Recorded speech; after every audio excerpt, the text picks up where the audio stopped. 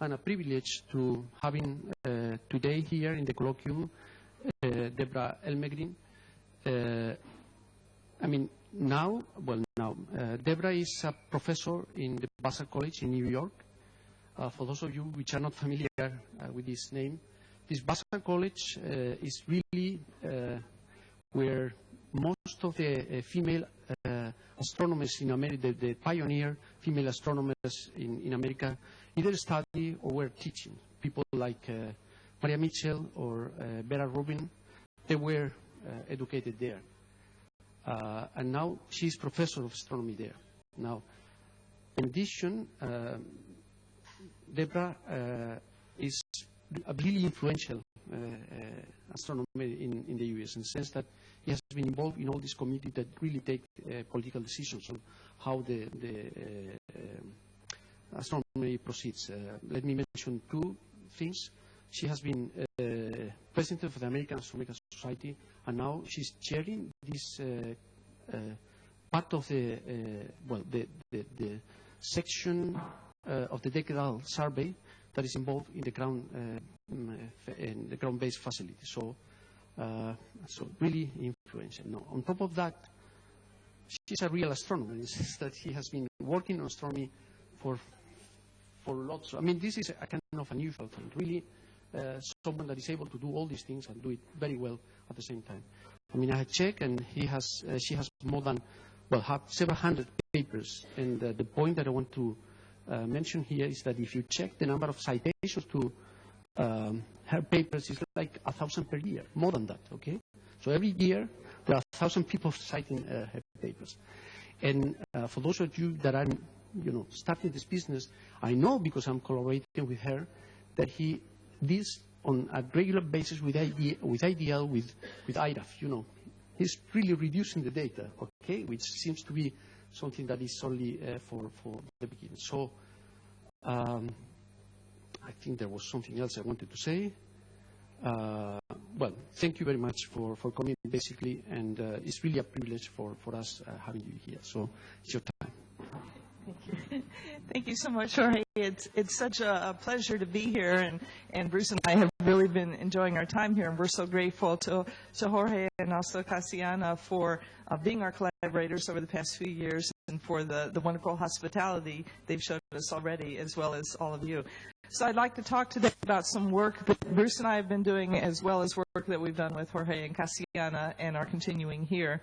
So I'll be talking about galaxies and how they evolved from our high redshift clumpy state to the more common galaxies that we see today. So first of all, I'll talk about galaxies at high redshift, what we find there, the distribution of these clumpy types. I'll look at their star formation regions and some of the simulations. Then I'll talk about the transition of clumpy galaxies into spirals and galaxies that have bar structures. And then we'll look at local analogs of clumpy galaxies, and then this ties into the work with Jorge and Cassiana. So we'll look at local analogs of these clumpy galaxies. We'll look at their star-forming regions and metallicities and compare them to the high redshift galaxies. So to begin, let's start with the ultra-deep field. This is just a portion of it. As most of you know, this is the deepest region of space ever imaged with the Hubble Space Telescope. Over 400 orbits went into making this.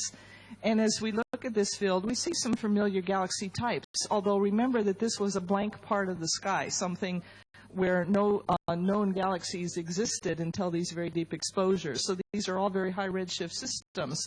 But here's something that looks sort of like an elliptical galaxy and something that looks like a spiral galaxy. And then there's lots and lots of other galaxies. All of the dots, of course, are galaxies. And we find that there are many unusual shapes compared to what we see in today's universe. So we refer to these as the clumpy galaxies. In fact, we classified all the galaxies that were large enough to be resolved, and so this is about 1,000 galaxies out of the 10,000 galaxies that are cataloged in the ultra-deep field. And they fell into several main shapes. And so we've got the four main clumpy shapes. We have the chain galaxies, which look like a string of star-forming regions. We think that these are just edge-on disks. And then we look from the top, we see the clump clusters, the clumpy galaxies with several large star-forming knots. These are kiloparsec-size regions, so keep that in mind as we're comparing them to star formation in today's galaxies. Then we have the doubles, which have two main clumps, maybe part of a disk, maybe mergers. That's the question. And then we have the tadpoles, and keep this shape in mind as we look at the local galaxies. So there's one big head of star formation and a long tail. Might be a disk, might be something that really is cylindrical, so this is a question. And then we've got more familiar looking galaxies like the spirals. These are not fully formed like today's spirals, but they look very familiar. And then we have ellipticals. Although at these redshifts, some of the ellipticals have some unusual features too, some star formation, as I'll talk about. So a lot of different groups have noticed these clumpy shapes ever since the deep field and the ultra deep field were imaged. So there are many, many references to talking about these features. But here we've cataloged them in a systematic way to study their properties. If we look at a color image, we see that the clumpy galaxies stand out compared to the spirals and ellipticals. These are over a range of redshifts from about 1 to 4, although the spirals only go up to about redshift 1.5 to 2. So the ellipticals look red no matter where we're looking, although some of them have some blue star formation features that I'll point out. The spirals have the red centers and the bluer arms, even though, again, they're band shifted depending on how far away they are. And the clumpy galaxies look relatively blue. There are some red knots, but by and large, these are star-forming galaxies. Because we want to compare the number distribution of galaxies, we need to sort out only the spirals and ellipticals and clumpy galaxies that are starburst. If we look at the T-type, the spectral distribution, we pick only the ones that are starbursting so that we're comparing the same sample of galaxies, because, of course, if the galaxies are not starbursting, they're going to be very red, and we wouldn't see them in the optical bands of Hubble. And so here we have the number per cubic megaparsec as a function of redshift for the sample that we looked at. And so we have a distribution that decreases with increasing redshift. Maybe we're losing some of the galaxies here because of cosmological dimming. But if we just compare all 4 of the clumpy types with the spirals and ellipticals, it's clear that at high redshift we don't see as many spirals and ellipticals as we do the clumpy galaxies. In fact, the clumpy and chain galaxies, just these 2 alone, exceed the number of spirals at high redshift by a factor greater than 2. And this suggests that spirals pass through a clumpy phase as they're evolving. Here are 2 studies that looked at distributions also. Consolis on the left looked in the Hubble deep fields before the ultra deep field, and he classified galaxies as spiral, the dashed line, or elliptical, the solid black line, or others, which he called peculiar before we classified them as the clumpy galaxies. And you see that the numbers change over time. When you get to redshift about 1.5, the peculiar galaxies begin to significantly increase in number.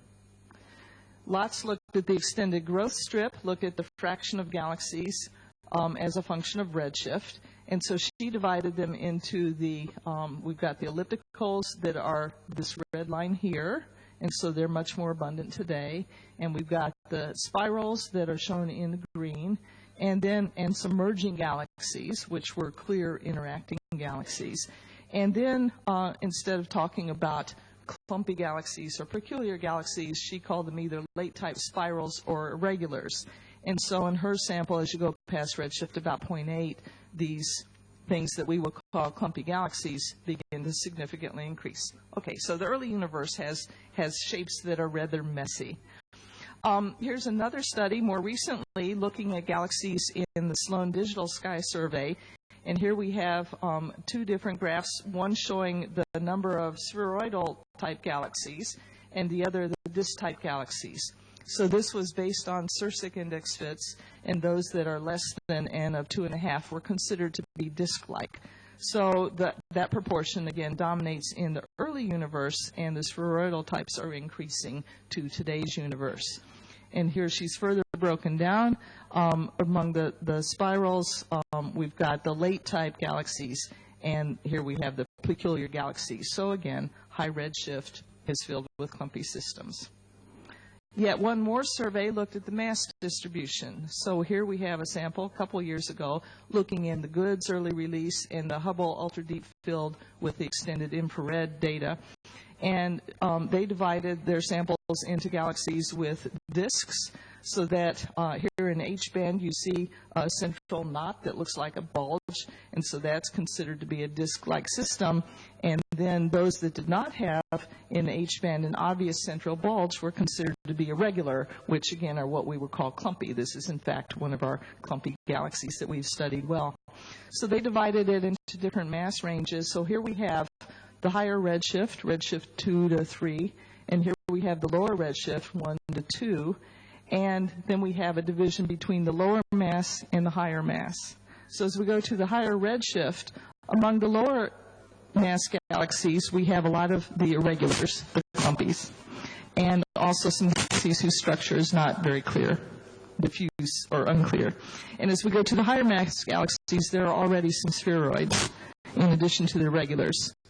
As we go closer to today, we lose the irregulars, and we have spheroids and disks among the high-mass galaxies. And if we go to the low-mass galaxies, we've got a mixture of disks and spheroids and still some irregular systems. So that's among the low-mass. So that's interesting. And now we look at a paper that was just published last week by Guo and his group, largely the Santa Cruz group, looking in the CANDLE survey. And they looked at the fraction of clumpy galaxies as a function of redshift divided into different mass spins. And so the red is the lowest mass, and then the green, and the blue is the highest mass. So we see if you divide it by mass in this sample, you go from a high fraction of clumpy galaxies at high redshift among all mass ranges, and locally the high mass galaxies are not as clumpy, but these lower mass galaxies still are. Now these little stars right here are from our data several years ago, and we didn't divide them into different mass spins, so it follows the general trend, again, a decrease in clumpiness today. And on the right-hand side, they've plotted the clumpy fraction as a function of mass, and here the colors represent the different redshift bins. So at high redshift, again, a lot of clumpies at all masses, and in today's universe, high mass are not as clumpy, but the low mass still are. So the picture is consistent no matter what sample you're looking at. So let's start to look at some of these clumps. We've got in the ultra-deep field some clumpy ellipticals. So on the regular image, these would all look like perfectly well-behaved ellipticals, but I've pulled out and color enhanced them to show some of the faint features in the central regions. And so although they have nice elliptical contours, in the centers, surprises. So here we have a galaxy that has a little blue clump nearby. Here we have a galaxy that looks elliptical in the outer parts, but it's got a spiral in the middle. Here's a bar in the middle. So there's lots of activity going on. And so, in fact, 30% of the ultra-deep field ellipticals show this clumpy structure. This has been seen in studies by Menento and others as well. More recently at goods ellipticals, so these don't go out quite as deep, so most of our sample is only out to about redshift 1/2 rather than 2, 3, and 4 for the ultra-deep field. And we find that only 10% of the ellipticals in this sample have these clumpy features. And so here we have what look like elliptical galaxies, and when we do a color enhancement, we see that near the central region of the elliptical, there's a little feature here. Is it a merger? Is it star formation within some remaining gas? Here we have what look like 2 nuclei, although in fact the right-hand bulge is the spot is rather different from the left-hand one in its photometric properties, and so on. So we measured these regions and then fit with population synthesis models to derive ages and masses from the colors and brightnesses. And here we have a plot of the log mass as a function of the log age. And the black regions here are the goods clumps. The blue are the extra clumps in the ellipticals. And the red are just looking at the central knot in the elliptical. And you can see that the central knots, which are just part of the whole elliptical galaxy, are more massive and older than these little features, which look like star-forming regions. And as we plot a function of log age versus look-back time, again for the samples, here the blue are the UDF clumps, the red are very central regions, and the black are the goods clumps. And again, we see that the extra features are younger and less massive than the elliptical galaxy itself. So it suggests that there is some star formation going on in these high redshift ellipticals. Not surprising. Now we look at the doubles. We've just started to sample these in more detail, try and figure out what they look like. So again, in color, here's what they look like, two big knots. Are they part of a disk? Are they emergent? When we do photometry on them, we plot the log mass as a function of the age. And here we have the advantage of looking at data, the extreme deep field data, which includes infrared bands, and did photometric fits. And by and large, these are older than what we're seeing for the extra clumps in the ellipticals. So these are just more evolved regions and more massive. And as we look at the age as a function of redshift, at high redshift, the things that we're seeing are younger than those nearby. So it's like they had star formation a while ago, and that's just been evolving. And on the right, we plot the surface density, and the black shows the clumps. The red shows the regions between the clumps, measuring as if they're clumps in a disk. And we find that the surface densities are all rather similar, and similar to the surface densities we see in other clumpy galaxies and in simulations. So these values are not so dissimilar to what we see in galaxies today. When we look at the clumpy galaxies and do photometry on all of these kiloparsec size star-forming regions, we find that they're quite massive. They can be greater than 10 to the 8 solar masses. This is because the clumpy galaxies are very turbulent. This has been measured with the beautiful work by the Max Planck Institute, Linda Takani and Reinhard Genzel's group using Symphony VLT data. And they have a high gas fraction, might be 40 or 50% of their luminous mass in the form of gas. And so the conditions are right to have very massive star-forming regions. Here we have spectral energy distributions for two types of clumpy galaxies. The left-hand one has a central red bulge, or something that's starting to look like a bulge, so we call it a bulge-like clump. It's on the way to becoming perhaps a spiral system with a bulge.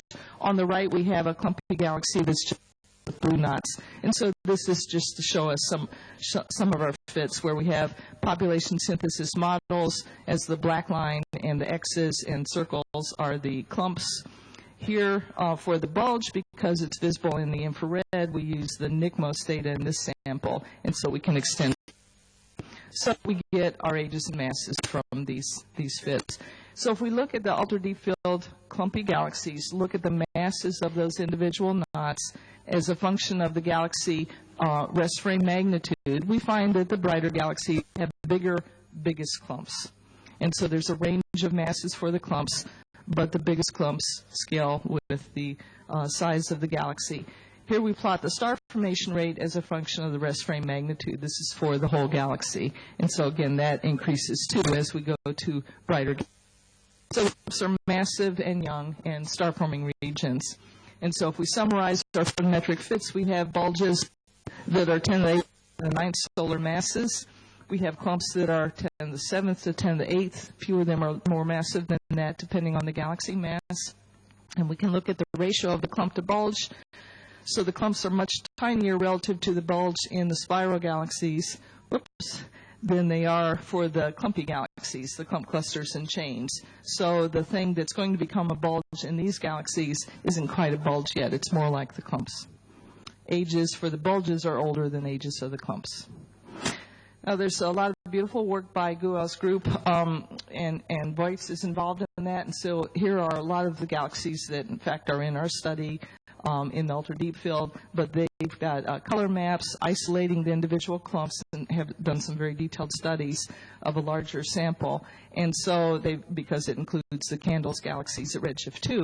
And so they find, again, the same fraction of clumpiness increases as you go to higher redshift. 15% at redshift around 1 and 40% at redshift around 2. And they measured the clump ages and masses and got results that are consistent with ours. The ages are a few 100 million years, so this would suggest they could last a few orbits. These are consistent with our results on our sample. This is a result that was published just last week where they've got color images of many of these are ultra-deep field galaxies. And they've got an automated procedure to identify the clumps and have done the same kind of work doing photometry and modeling to get the ages and masses of huge samples. And so they've looked here at the fraction of star formation that's coming from the clumps. And so on the y-axis, we have the sum of star formation coming from all the clumps in these galaxies relative to the star formation over the whole galaxy as a function of redshift. And they've divided it into different mass bins. So here they have fractions of 5 or 10% of the star formation coming from the clumps in these galaxies. These stars are, again, our results from long ago where we're only looking at the clumpy types. These numbers here include galaxies of all types, both the clumpies and the spirals. If we go back to the Gensel group looking at their Symphony VLT data from a few years ago, they looked at a large sample of galaxies, several dozen, at redshift 2, and divided galaxies into those that are rotation dominated with their nice rainbow velocity fields, galaxies that are dispersion dominated where the fields are much more irregular, and galaxies that they optically identified as mergers and looking at their more chaotic velocity field. And so they find that there are, that these clumpy galaxies are rotating systems, but often they have very high velocity dispersion. So here's one of the galaxies that I showed earlier that we've, with Frédéric Bernot and the French group, used Symphony VLT data. So it's just the galaxy. The other two features are not part of this system. And so we look at the galaxy. Here it is in Hubble, and here is NICMOS H-band, and this is with Symphony based. And here we have the moment maps for the H-alpha mission. And so we see that it's centrally concentrated. Here's the velocity field, and so it's a rotating disk, even though it looks like a rather chaotic feature. It's a system of clumps, but it's just an inclined disk. And so here are Bernot's models looking at the top where spiral structure begins to develop. It's rather chaotic, and now you incline it, and you get what looks similar to the real galaxy. Here's the velocity dispersion. It's rather high, as you can see, 60, 70 kilometers per second over much of the disk. And these are some models that are looking at the velocity field and looking at the velocity dispersion. And so we're convinced that this is a rotating disk system. We get the star formation rates by looking at the color maps. So here you can see star formation rates over here. It's about 50 solar masses per year, so this is a star bursting system. And here we look at the metallicities, and we find that there's a metallicity gradient that decreases with increasing radius, as you see in spirals today. And the metallicity is about a half solar, which agrees with mass-metallicity relationship for redshift 2 galaxies. So it's just a disk with big clumps. Here's some more work looking at a different sample of galaxies, the Gensel group looking at the BZK sample. They've got protodisks by around redshift 2 to 3, and these are massive 10 to 11 solar mass systems. They're rotating. They've got circular velocities of a couple hundred kilometers per second, but they've got high velocity dispersions, and so V over sigma suggests that it's a hot disk. Again, this is why we get the massive clumps. So the clumps are several times 10 to the 8 solar masses. So V over sigma compared to what we would find in local spiral galaxies, which might be 10 or so. So Bernot and Bruce and I several years ago did some modeling of these clumpy galaxies. And so here we have a galaxy that's just a very gassy disk allowed to go gravitationally unstable. And this is a series of time steps where gradually the clumps are either moving to the center or they're dispersing. So if we look at the radial profile, it starts flat, more or less flat, it's clumpy, and over time it evolves into a standard spiral profile with an exponential disk, which Bruce will be talking more about at next week's seminar. If we look from the side, we see what looks like a chain. And after about a gigayear, we've got what looks like a profile of an edge with a central bulge and a tapered disk. We go back to Daniel's beautiful talk from last week looking at the simulations pictures. I don't know if this is still being heard okay? Okay. So here we have, on a big scale, 300 kiloparsecs, there are very large fat rivers of the cosmic web coming in to central clumping. And if we zoom in, this is on a 10 kiloparsec scale. This is Daniel's simulation where we have the streams that are funneled in to the what's a disk that's forming. And if we look from the top, we see very clumpy structure. If we look from the side, we would have called it a chain galaxy. And so this looks like the galaxies that we're observing. And they follow clumps. Again, Daniel showed some of this last week. And some of the clumps shown in a square here end up going to the center. Some of them disperse. And so they can follow the clump over several time steps. Here's a big clump that's gradually going all the way into the center. Going back to the Symphony group, more recent results, they find that in some of their massive clumpy galaxies with very massive clumps, they find some winds, very strong winds. And whoops. And so they've got winds that might be a couple hundred kilometers per second. So this must be influencing how this star formation evolves in the galaxy. And so they've got a windy region in particular here. They've got another massive spot here that shows some irregularity in the rotation curve, which indicates it might be self-gravitating, as we would expect, because it's a big star-forming region. So we went back to simulations and included a lot of feedback to see the effect. And so this is, again, working with Bruno and his collaborators. And so we've got different clumps that can survive merging into the center to help build up a bulge, or else if they're less massive, and they merge to the center because of tidal forces, if they're less massive, then they can disperse in the disk. And so here's looking at a particular very massive clump, and it's accreting from the disk 2 to 15 solar masses per year. So this is a typical kind of accretion going on. And this is looking at a side view of this disky system, this gassy system with a lot of clumps. And this is putting in strong winds, and the clumps are surviving these strong winds. And so this is consistent with, again, some observations that there can be locally very strong winds, and yet the clump will survive that. So here are the simulations that include this big outflow. Here are the models along the top. Along the bottom, some of the observed galaxies, which look very similar to the models at different stages. So these aren't quite spirals yet. They look spiral-like, but they're not fully formed yet. So that drew us to looking at exactly when we start to get regular structure in spirals. We go to high redshift, we start to lose the spirals. As we start to come in closer, we begin to see spirals. So where does that transition take place? Of course, it depends on the mass of the galaxy, exactly when that's going to happen, because higher mass galaxies will evolve more rapidly. But for the galaxies that we can see, we begin to see nice structure by around redshift 1.5 to 2. So this is a montage of galaxies taken from the ultra-deep field and from the goods fields.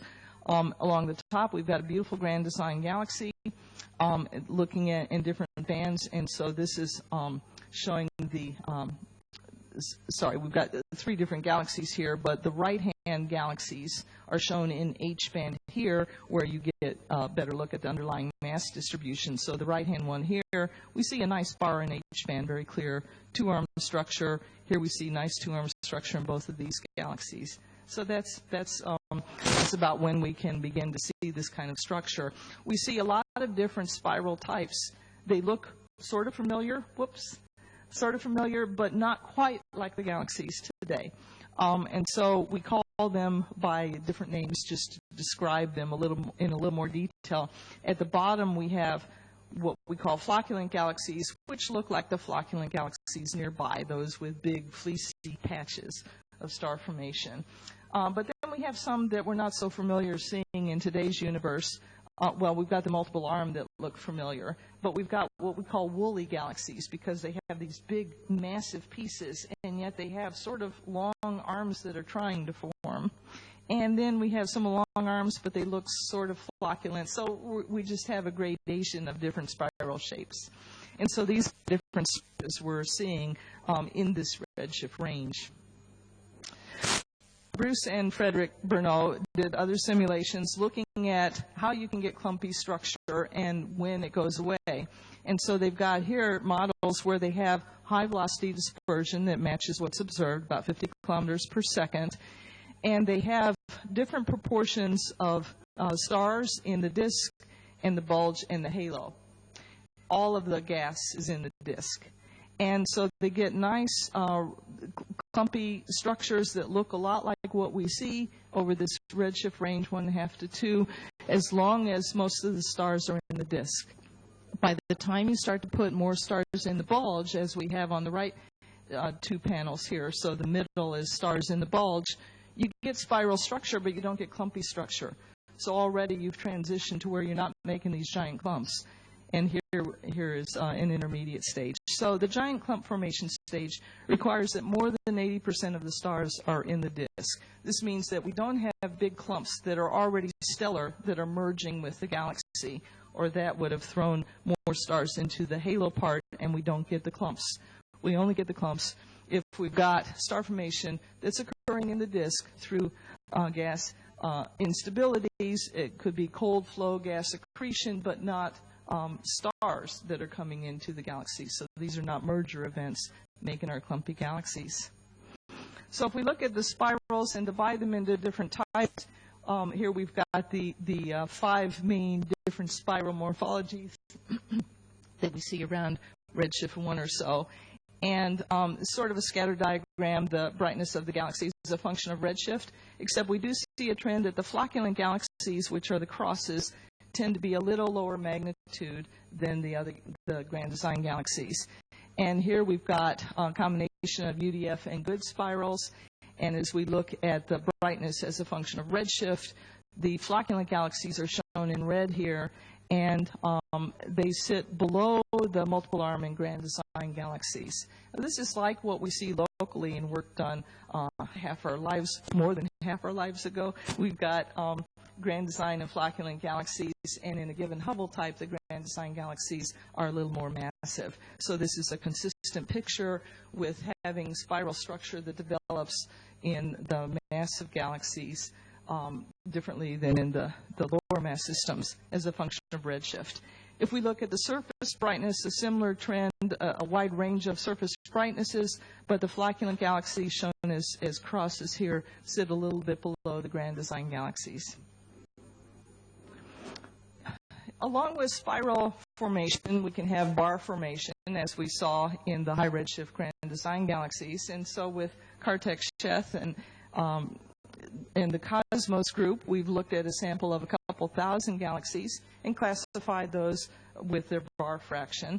And here we've got 2 different plots showing that the bar fraction increases as we come to today's universe. The bar fraction was lower in the early universe. So this particular sample has a cutoff of 0.8 for the redshift. So it's still fairly local, but that's the best we can do now to get a good statistical sample.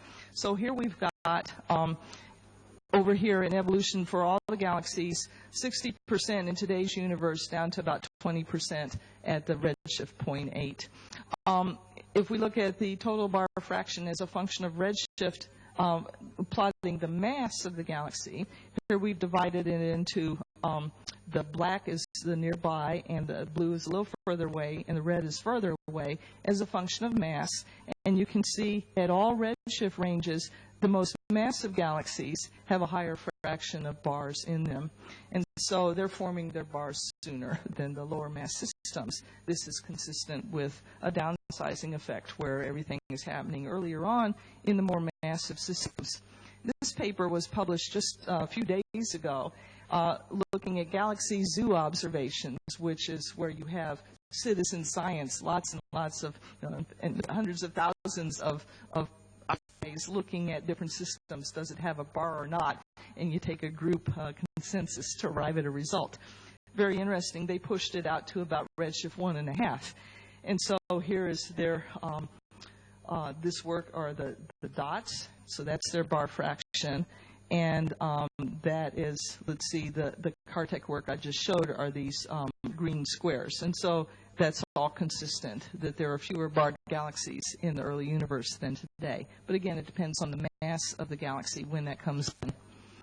This goes along nicely with work that Susan Castanen and company did a few years ago, looking at the whether the disk had settled down or not. So what is the ratio of the rotational velocity to the velocity dispersion?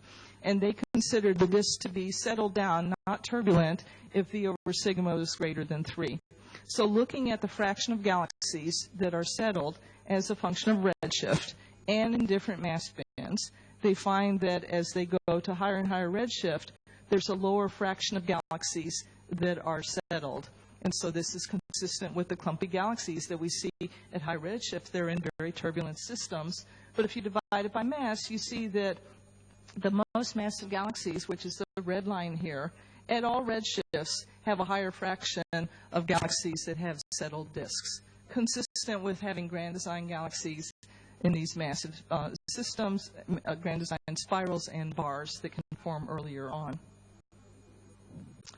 When we look at the spirals out to redshift 1.5 or so, we find that they have massive complexes. They're not quite as massive as the complexes that we see in the clumpy galaxies, because already they've started to settle down somewhat, but they might have these giant clumps kiloparsec across that are 10 to the 7th or 10 to the 6th solar masses, because the gas is still turbulent, although not as much as it was in the clumpy galaxies. And in comparison, if we look at today's galaxies at similar kiloparsec-sized clumps, this is Hubble image and Spitzer image of M51 and of 2 interacting galaxies that we've looked at over several years, again optical and with Spitzer, and we find that the clumps tend to be 10 to the 4th to 10 to the 6th solar masses. So as the disk settles, we get spiral structure that's well defined, we get less turbulence, and so we have smaller star-forming regions. We can look at the clumpy galaxies and compare them to the local irregulars, because they are, after all, rather irregular in shape. And so here we've taken Holmberg 2, a nearby dwarf galaxy, and we've repixelated it to the same spatial resolution as the Hubble image. And we also chose the Hubble image and the Holmberg 2, the near ultraviolet, so that they would appear at the same rest wavelength. And here's Holmberg 2 made to match the high redshift galaxy in terms of resolution and wavelength. They look rather similar, except the clumps are less massive in Holmberg 2. So this is an example of downsizing. The clumpy galaxies at high redshift that we're looking at are more massive systems. The clumps are more massive. They form earlier on. In today's universe, we have smaller galaxies that are just now undergoing this process. So now we come to work that we've done with Cassiana and Jorge, where we have the sample of Kiso ultraviolet bright galaxies. So these are local galaxies, 10,000 galaxies in the sample selected for their ultraviolet properties. Most of them are clumpy. Some of them have spiral structure. Some of the spiral structure is a little bit chaotic. And so these remind us of the transition spirals that we're seeing at redshift 1.5 to 2, the woolies, the ones that are not quite fully formed. So they don't quite look like today's flocculent galaxies. Even though these are local galaxies, they have slightly different structures, some long arms, but they're very patchy. So we began to study some of these. If we just compare all the star-forming regions in a sample like what I just showed, here's the mass as a function of rest frame magnitude for the whole galaxy. And we find the UDF clumpies follow this trend. This dashed line here for the UDF is repeated here, just for comparison. These are local normal spirals, not from the Kiso survey. And we find this trend. And so we find that the Kiso galaxies that are clumpy with some spiral structure have clumps that fall in between the high redshift clumpy galaxies and the normal spirals. So again, a trend that they're bigger clumps in brighter galaxies, but they're more massive than what we're seeing in normal spirals, and less than what we see in the ultra deep field. And here we have the star formation rates, same thing, the ultra deep field, the Kiso ultraviolet bright galaxies, and the local normal galaxies. And we see star formation rates for the ultraviolet bright galaxies look a lot like star formation rates for the clumpy galaxies, and more so than what we're seeing in the spirals. So we've done a study of tadpole galaxies in the ultra-deep field. They account for about 10% of our 1,000 galaxies, so about 100 tadpoles in the ultra-deep field with, again, one big clump. And is this a disk or is it a cylinder? And so we've looked at these in some detail. And now we have, with Cassiana and Jorge, a sample of local tadpoles. So chosen from the Kiso survey, but only about 0.2% of the 10,000 galaxies in the Kiso survey, which are already selected to be ultraviolet bright star-forming regions, are these tadpoles.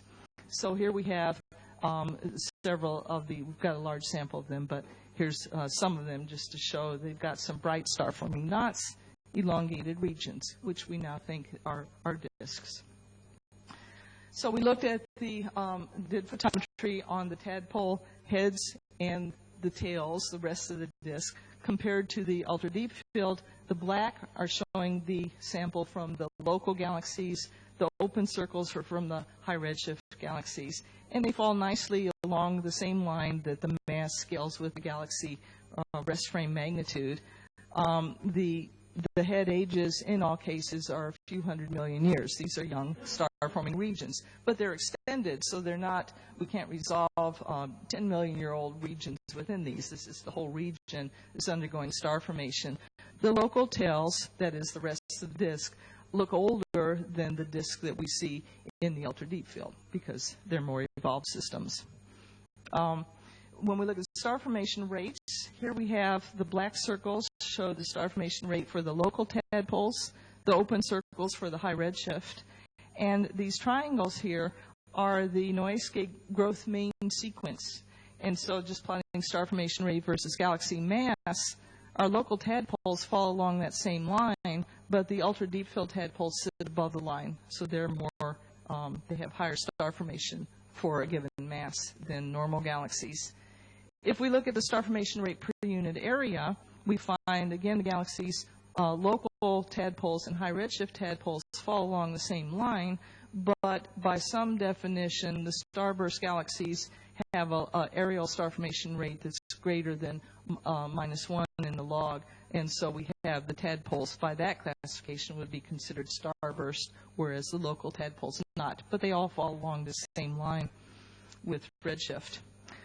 So here, Jorge and Cassiana have obtained spectra with the Isaac Newton telescope, other telescopes on La Palma, and so we've got slits along these galaxies. So here's just showing some of the observation of the brightness along there, and here they have modeled to get the rotation curves. And so we've got, just for scale, 1 kiloparsec is this region. We've got the systemic velocity here.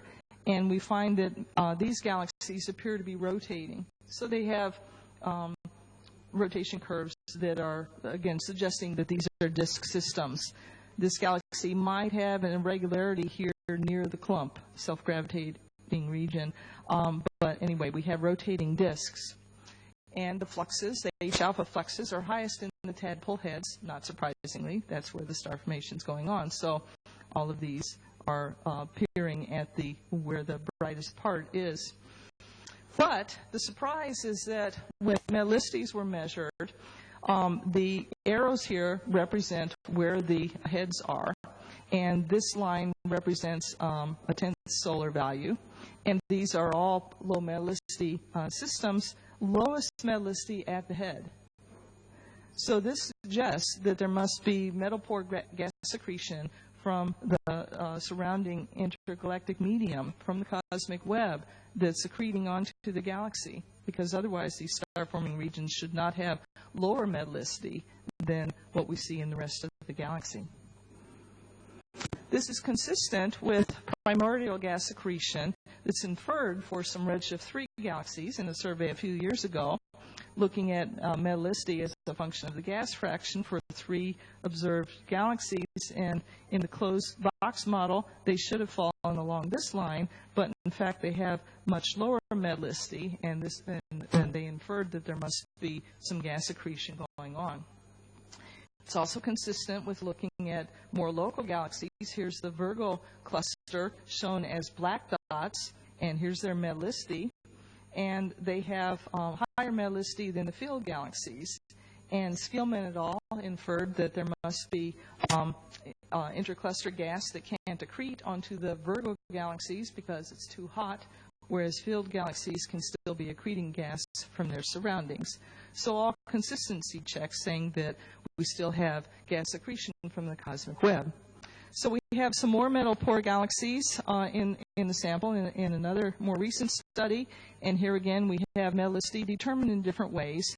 And here's the peak brightness, the H alpha flux peaks, where the metallicity dips. And so again we have the most metal poor part of the galaxy occurring where the biggest star formation is going on. So here's a study in H1 looking at Kiso galaxies, but here they're selected explicitly to be extremely metal poor galaxies. And so this was done with Mercedes Philo, and so here there are different categories of galaxies in this extremely metal poor group. Some have a couple of main knots, some are clumpy, some are more like the tadpoles, some are just little round knots. And so Mercedes obtained H1 observations at Effelsberg for 29 of the galaxies. The H1 mass is a function of stellar mass. These are very gas-rich systems. So the gas is typically half of the dynamical mass or so. And if we look at the star formation rate for these galaxies, we find it's very high. Now this is a confusing overlay, but here we have the star formation rate as a function of the mass of the galaxy. And I've overlaid the Voigt sample for the higher redshift galaxies. And in fact, they fall on this line. You can't quite see. There's a dashed line down here for normal galaxies. And so these galaxies fall along the same line as the star formation galaxies at high redshift. So these are all star bursting systems. Here we look at the log of the specific star formation rate as a function of mass. And so these galaxies are all, not surprisingly, undergoing a lot of star formation because they're very gassy. Here we plot the metallicity as a function of the magnitude, and these lines are for dwarf irregular and BCD galaxies from Sloan, whereas these are the 4 different types that are in our sample. And by and large, for a given magnitude, their metallicity falls below the line for other normal dwarfs. So they have lower metallicities, they have extreme star formation. It suggests that at least some of them may be undergoing cold gas accretion as well. So in conclusion, we've got clumpy galaxies that dominate the morphologies in the early universe. Star galaxies in the early universe have complexes that are more massive than what we see in today's galaxies. We begin to get well-defined bars and spiral structure at around redshift 1.5 or so. But we've got local low-mass analogs of the high redshift tadpoles and clumpy galaxies. And in at least some cases, we have very clear evidence, and even we're in the process of working on exciting new, even stronger evidence that we've got gas accretion that accounts for the metal poor star-forming regions in these local, extremely metal poor galaxies. So finally, I'd like to thank the Institute for hosting us, in particular Cassiana and Jorge and Johan, who's been a long time, Johan Nappen, who's been a long time collaborator, especially on barred galaxy work. And I particularly love, we are so enchanted with this charming town that the other day we were taking a walk in a beautiful blue sky day when all of a sudden it started pouring. And there weren't any clouds around. We looked up, and we just couldn't understand what was happening. We were walking down the sidewalk. Our side of the sidewalk was completely dry, and the people on the other side were getting soaked 6 feet away. And so this is a picture. You see the beautiful blue sunny sky. Here are the umbrellas. Everyone here has umbrellas, but it's a sunny day. So we love La Laguna. So thank you very much.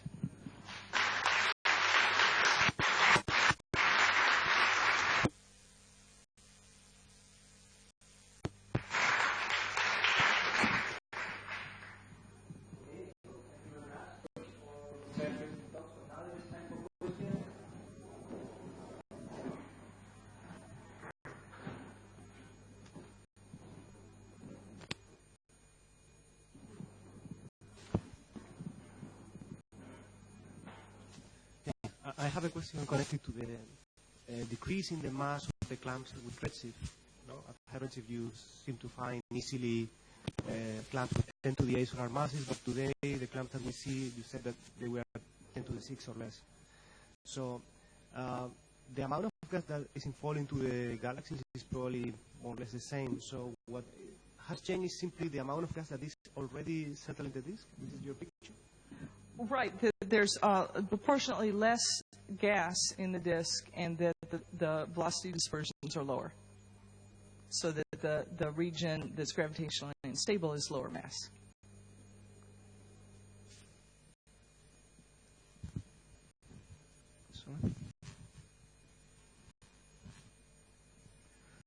Well, we're looking at the moment at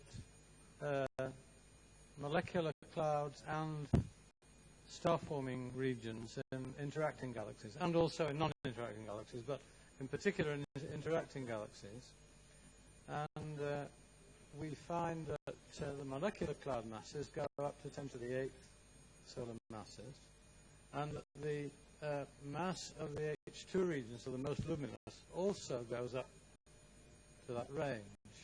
And these are local. These are things like the antennae, for example. So clearly, there are local galaxies where there's sufficient gas for these processes to occur, and they can be studied in detail, therefore, in local galaxies. Sure, absolutely, John. It's a good point. And, of course, interactions changes the picture completely when you have some violent processes going on. But, yes, absolutely right that you can look at very massive star-forming regions locally. Thank you.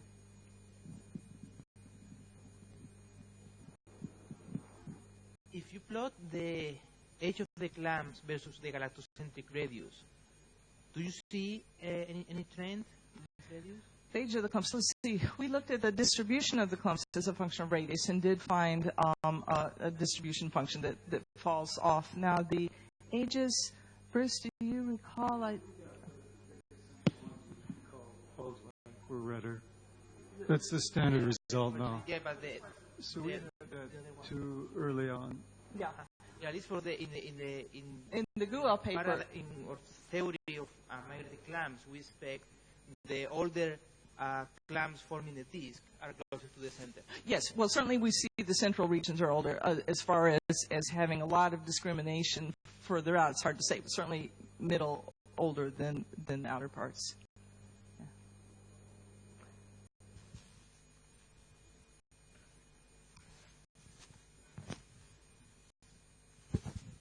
Hello, Debra. In the last few years, appear in some HST fields like Cosmos field, some blue elliptical galaxies.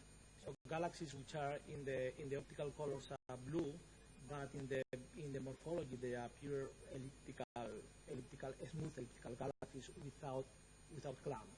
Do you think that these blue elliptical galaxies are related with your clumpy elliptical in the sense that they are a more evolved system or something like that? But yes, probably. Yes, I expect that because they're more massive, they would have evolved quicker. Yes.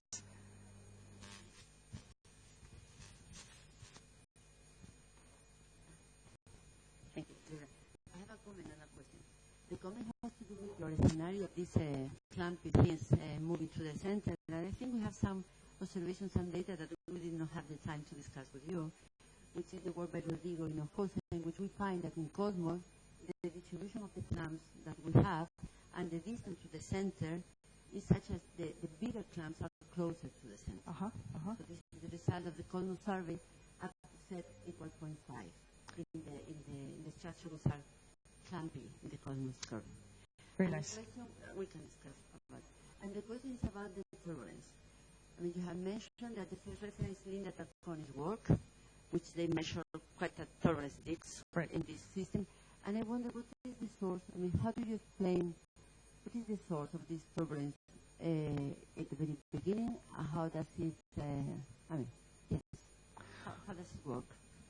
Right. Yes. Well, yes, that's a very good question. So there could be some turbulence generated by the accretion of gas onto the system. Certainly, the star-forming regions themselves can generate some turbulence. So it's a mixture of processes. These are thick disks that are forming in this early stage, and so I don't know if anything to add to that, Bruce.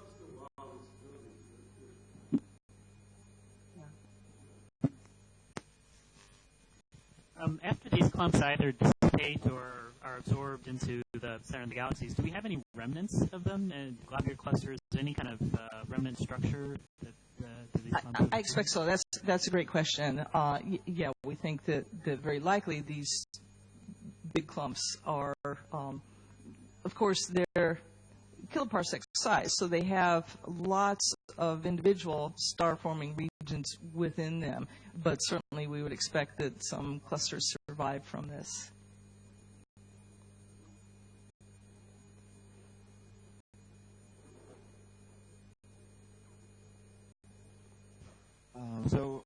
We know that for bars and spirals to form, we need a settled disk dynamically moving. But do we know why we have massive dynamically cold disks without stellar bars, for example?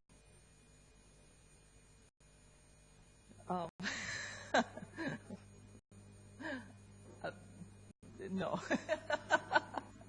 It's a good question.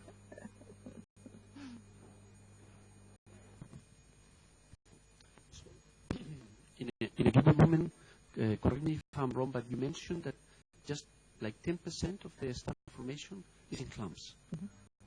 This sounds a little bit too low for me, because you see all these galaxies that are covered by clumps. So where is the rest? I mean, this 80% or this 90% is where if it's not in clumps? Right. So the fraction that Guo just found was including spirals too. And so they've got relatively brighter disks that are contributing. Our sample, the fraction was a bit higher, factor of 2 or more higher, but the rest is coming from the disk, which is still has star formation going on. Just it's not as prominent, but it's still ongoing in the disk.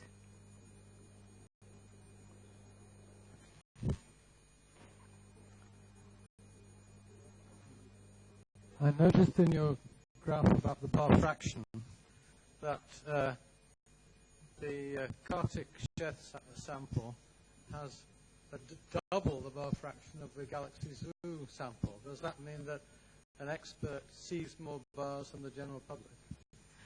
This is an excellent point, John, and it would take another colloquium to explain the details of looking at bars and what one is seeing.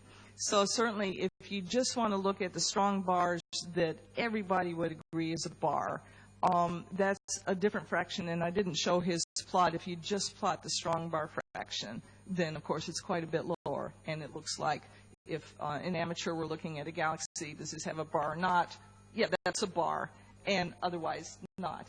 And so our classification included bars that are in the less massive galaxies that would not have the very prominent structure that you would see. So yeah, it's a matter of, and that's why we also divided into strong and weak barred fractions, that we're seeing different fractions. It's more constant with the strong bars, but it's a lower total value. So yeah, very important to be sure that if you're talking about a bar galaxy, everyone is talking about the same kind of bar. Absolutely.